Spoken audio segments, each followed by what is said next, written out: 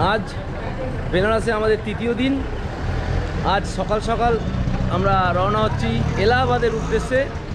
প্রয়াগরাজ অর্থাৎ যেখানে গঙ্গা যমুনা সরস্বতী মিলন ঘটেছে। গাড়ি আমাদের রেডি হয়ে গেছে। 120 কিলোমিটার রাস্তা, ঘন্টা 3 লাগবে। তো আমরা যাত্রা শুরু করছি। ওখানে পুণ্য স্নান করব প্রয়াগের জলে। তো আপনারা এনজয় করবেন এই সিন। আমাদের সঙ্গে থাকুন, চলুন এলাহাবাদ প্রয়াগ দেখতে। আমাদের যাত্রা শুরু হয়ে গেল এলাহাবাদের উদ্দেশ্যে। ঘন্টা 3 জার্নি, 120 কিলোমিটার রাস্তা। দেখি আজকের জার্নিটা কেমন হয়। বেনারস থেকে মা গঙ্গাকে বাদিকে রেখে সোজা পশ্চিমে 19 নম্বর জাতীয় সড়ক ধরে এগিয়ে চললাম। রোদ ঝকমকে সুন্দর আবহাওয়া, যদিও এখনও সকালের হালকা কুয়াশার চাদরে আচ্ছন্ন চারিদিকের পরিবেশ। গত দুদিন বেনারসে থেকে আমরা যে সমস্ত জায়গা দেখেছি তার কয়েকটি ভিডিও ইতিমধ্যেই আমার চ্যানেলে প্রকাশিত হয়েছে। আপনারা যারা দেখেননি তারা ডেসক্রিপশন বক্সে ভিডিওর লিঙ্কগুলিকে ক্লিক করে অবশ্যই ভিডিওগুলি দেখে নেবেন। সকাল 8টায় বেরিয়ে ঘন্টা 2 জার্নি করে চলে এসেছি অর্ধেক রাস্তা। এবার একটু ব্রেকফাস্ট করার পালা। হাইওয়ের ধারে একটা রেস্টুরেন্টে চলে এলাম।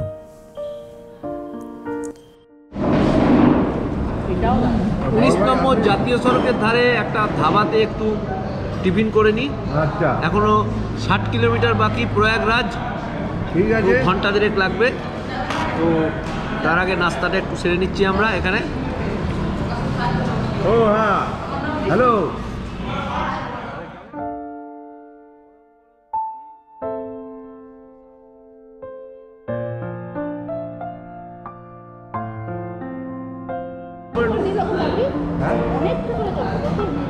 কফিটা খেয়ে একটু গরম হয়ে নেওয়া যাক, ঠান্ডা আছে আজকে মোটামুটি।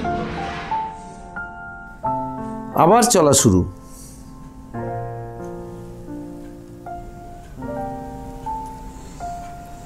আরও ঘন্টা 2 পর প্রায় 12টা নাগাদ আমরা চলে এলাম গঙ্গার ব্রিজ পেরিয়ে একেবারে সঙ্গম যাওয়ার ফেরিঘাটে। অনেকটা বিস্তীর্ণ খোলা মাঠ। এইখানেই কুম্ভমেলা অনুষ্ঠিত হয়। অগণিত ভক্তরা পুণ্য স্নান করার জন্য এখানে চলে আসে। মকর সংক্রান্তিতেও প্রচুর যাত্রীদের ভিড় হয় এই এলাহাবাদের সঙ্গম এলাকায়। প্রয়াগে যাওয়ার জন্য গঙ্গার ঘাটে এসে পৌঁছে গেছি। তো এখান থেকে নৌকোতে মোটামুটি আধা ঘন্টা লাগে প্রয়াগে, যেখানে স্নান করার জায়গা। আর যদি আমরা শেয়ারিংয়ে যাই তাহলে একটু সময় বেশি লাগে। প্রাইভেট নৌকোতে একটু কম সময় লাগবে। তো এখন দেখা যাক কত করে এরা চায়। উল্টোপাল্টা রেট চায়, বলছে 2000, 2500 টাকা, 3000 টাকা করে চেয়ে বসে। তো দেখা যাক কত ভাড়া নেয় আমাদের। আমরা একটা প্রাইভেট নৌকো ঠিক করব, ওটাতেই আমরা যাব সঙ্গমে স্নান করতে। তো আমরা যাই তাহলে। নৌকো দেখি, দেখতেই পাচ্ছি এখানে অনেক নৌকো রয়েছে। তো একটা নৌকো ঠিক করে নিচ্ছি আমরা।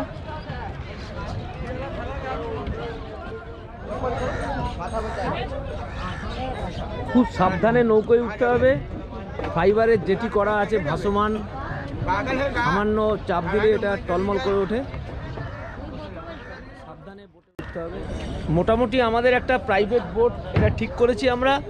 400 টাকা করে জনপ্রতি প্রয়াগে নিয়ে গিয়ে আমাদের ত্রিবেণী সঙ্গমে স্নান করিয়ে আবার চলে আসবে। 400 টাকা করে। 1600 টাকা বলেছিল, কিন্তু লাস্ট অফ অল 1200 টাকার চুক্তিতে ঠিক হয়েছে আমাদের।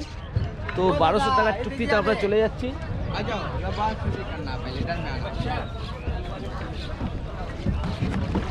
ओ दीदी तुम्हें बाजू हो जाओ, दादा बाजू हो जाएगा, माथा बचा कर।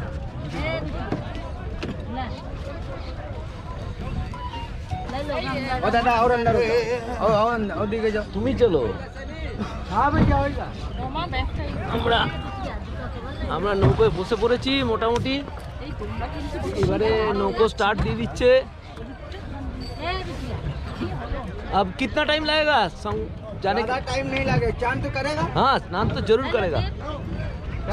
ত্রিবেণী সঙ্গমে আমরা গঙ্গা যমুনা সরস্বতী সঙ্গম স্থলে যাব, ওখানে স্নানটা সারবো। কাজেই আমাদের এটাই উদ্দেশ্য। দেখা যাক, নৌকাওয়ালা বলছে মোটামুটি আধ ঘন্টা আমাদের সঙ্গমের কাছে নিয়ে যাবে স্নান করার জন্য। 1200 টাকায় লাস্ট চুক্তি হয়েছে, মোটামুটি রিজনেবল রেট এটাই। চলবো সঙ্গমের দিকে। এখানে লাইফ জ্যাকেট পরে যেতে হবে, নাহলে ওখানে ধরবে। যমুনা নদীতে দাঁড় টানা নৌকোয় ভেসে চললাম। তিত্তির করে আমরা এগিয়ে চলেছি। আমাদের নৌকো গঙ্গা, যমুনা ও সরস্বতীর সঙ্গম স্থলের দিকে এগিয়ে চলেছে। গঙ্গা ও যমুনা নদীর অস্তিত্ব রয়েছে, কিন্তু সরস্বতী নদীর বর্তমানে কোনো অস্তিত্ব নেই। কথিত আছে এর চোরা স্রোত নাকি যমুনার তলদেশ দিয়ে বয়ে চলেছে।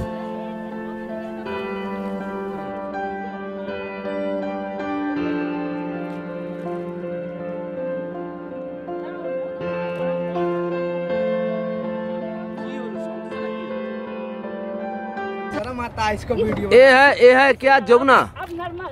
ये यमुना माता। अच्छा, यमुना आपका सूर्य का पुत्री और शनि और अमराज का बहन और कृष्ण भगवान का चौथी पत्नी। ये आपको दिल्ली, आगरा, मथुरा होके यमुना आती है। हाँ, ये दिल्ली से। वो आपको गंगा रानी, आपको हरिद्वार हरिद्वार हरिद्वार कानपुर, उत्तराखंड, लक्ष्मण झूला, उस साइड से गंगा रानी।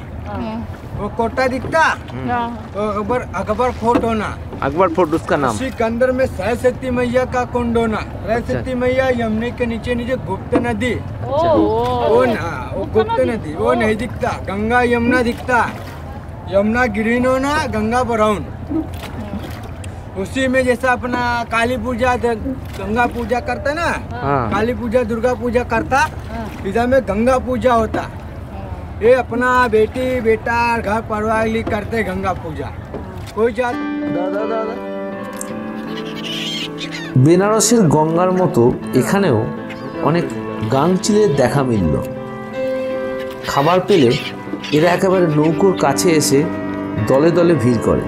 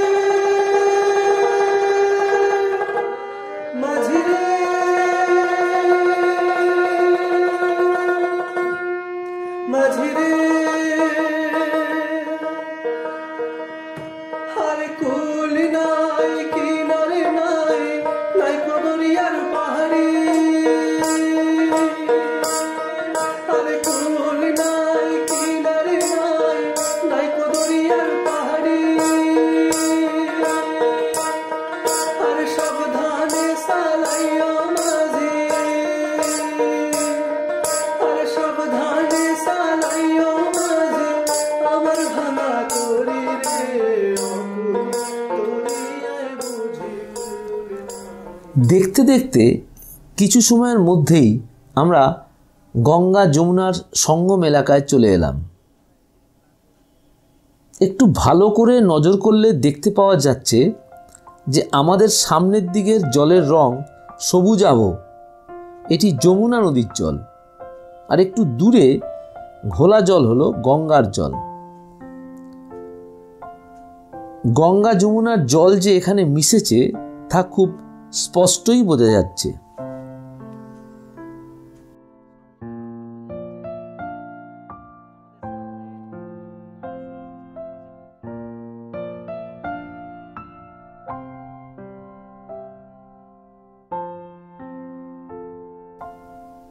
এবার সঙ্গমে পুণ্য স্নান করার পালা। দুটি বড় নৌকোকে দুপাশে মোটা বাঁশ দিয়ে বেঁধে আটকে রাখা হয়েছে। এই বড় নৌকা দুটি হলো দুদিকের প্ল্যাটফর্ম, আর মাঝে জলের কিছুটা নিচে কাঠের তক্তা মোটা দড়ি দিয়ে বেঁধে নিচে ঝুলিয়ে রাখা হয়েছে। আস্তে আস্তে বড় নৌকো দিয়ে বাঁশ ধরে ধরে নিচে নেমে জলের নিচে তক্তার প্ল্যাটফর্মের উপর পা রেখে সঙ্গমে ডুব দিয়ে পুণ্য স্নান করতে হবে। বেশ কষ্টসাধ্য হচ্ছে এই ব্যাপারটা।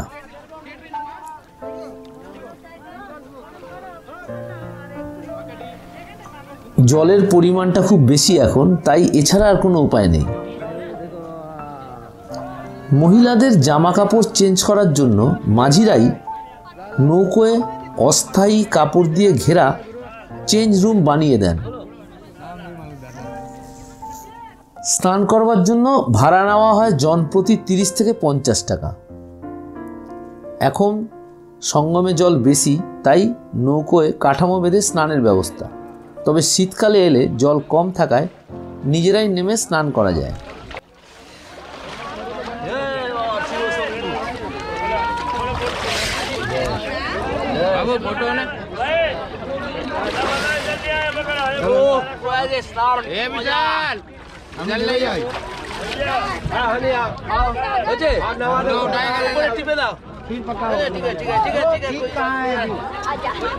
सोने का टका देने वाला काका ये खीर नहीं पकाता है। लो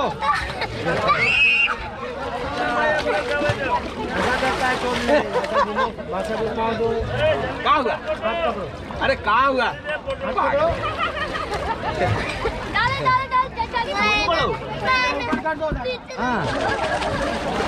हाँ रुक जाओ, আরেকটা ভালো কথা। জয় বাবা শিব শম্ভু।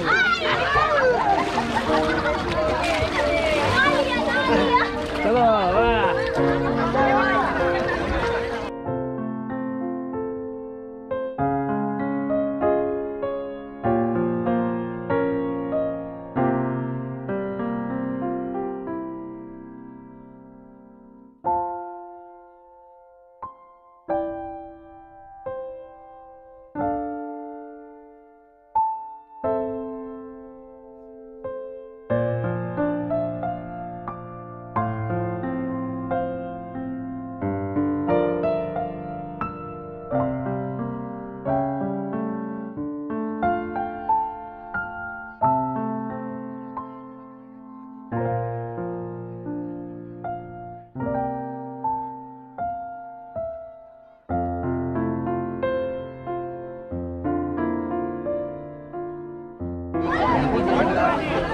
ত্রিবেণী সঙ্গমে স্নানটা সেরে নিলাম, পুণ্য স্নান।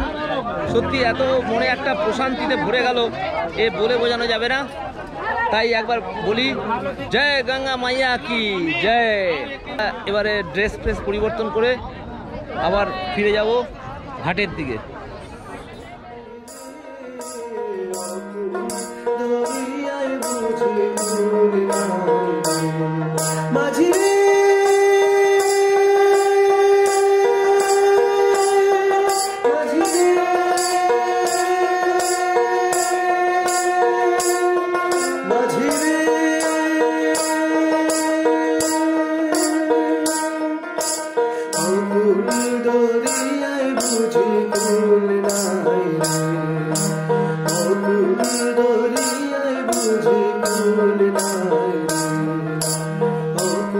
আমরা স্নান সেরে আবার যমুনা নদীর উপর দিয়ে নৌকো বাইতে বাইতে এগিয়ে চললাম ঘাটের দিকে।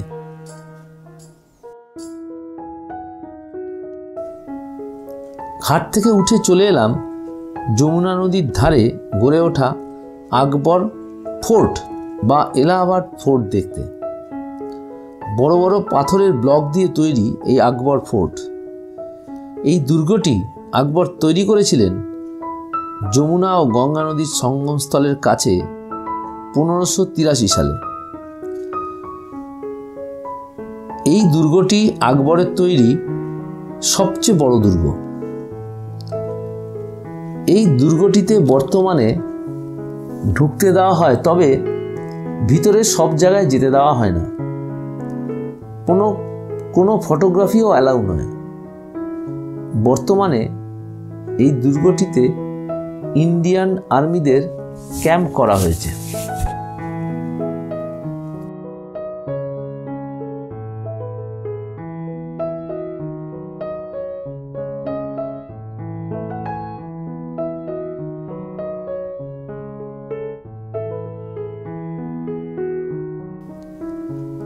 আকবর ফোর্ট থেকে কিছুটা এগিয়ে আমরা চলে এলাম হনুমান মন্দির দেখতে।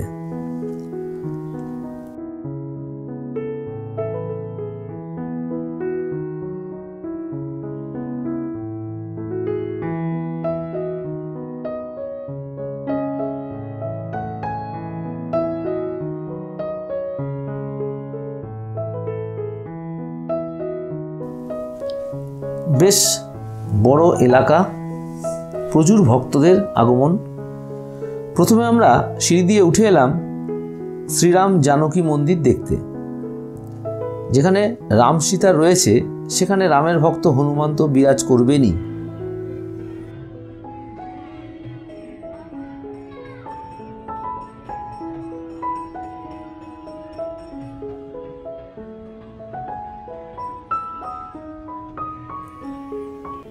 এরপর চলে এলাম বড়ে হনুমান মন্দির দেখতে।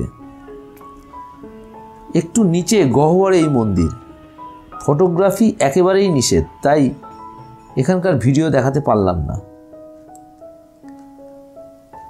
এই মন্দিরটির নির্মাণকাল আনুমানিক 1787 সাল। শ্রীরামচন্দ্র লঙ্কা বিজয় করে এসেছিলেন সঙ্গমে স্নান করতে। তখন তার প্রিয় ভক্ত হনুমান শারীরিকভাবে অসুস্থ হয়ে এই স্থানে শুয়ে পড়েছিলেন। তখন মাতা জানকী তার সিঁদুর দিয়ে হনুমানকে স্পর্শ করে সুস্থ করে তুলেছিলেন এবং তার দীর্ঘায়ু কামনা করেছিলেন। এই শায়িত হনুমানের স্থানেই এই মন্দিরটি গড়ে উঠেছে। 20 ফুট দৈর্ঘ্যের হনুমানের শায়িত মূর্তি রয়েছে এই মন্দিরে।